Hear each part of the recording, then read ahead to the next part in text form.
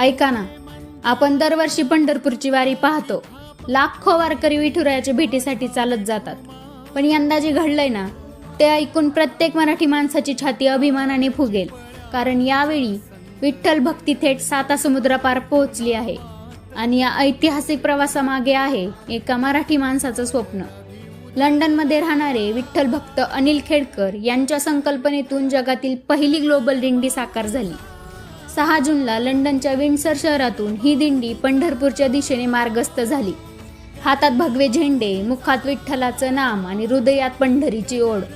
लंडनच्या रस्त्यावर जेव्हा ज्ञानोबा माऊली तुकारामचा जयघोष घुमला ना, तेव्हा हजारो किलोमीटर दूर असलेल्या महाराष्ट्राचा अभिमान साऱ्या जगाने पाहिला.